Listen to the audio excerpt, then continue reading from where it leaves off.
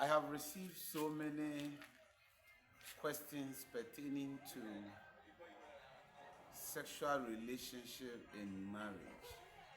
And I want to use this opportunity to address the question that how many times should we have sexual intercourse as a couple?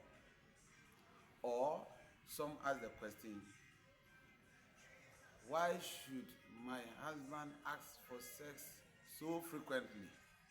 Or some put it this way, my husband likes sex too much. Today I want you to pay attention to this wisdom from the Bible. Let's read something from 1 Corinthians chapter number 7, verse 3 and verse number 5.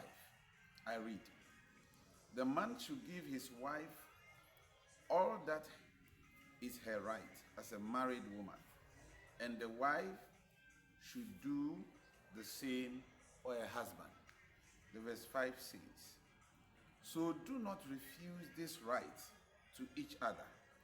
The only exception to this rule should be the agreement of both husband and wife to refrain from the rites of marriage for a limited time, so that they can give themselves more completely to prayer. Afterwards, they should come together again so that Satan won't be able to tempt them because of their lack of self-control. So the good book has spoken. In our raw nature, as God has created us, sexual intercourse for married people should be a thing that the two agree to. There shouldn't be restrictions. If they agree on how often they should have sexual intimacy, it's based on the conditions that surround them.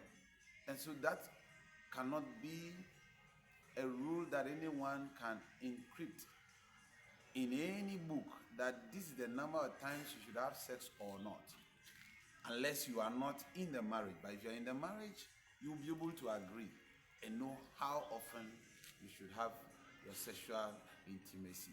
I pray that God will enlighten both of you and strengthen you in this relationship, so that it will only lead you to where God wants you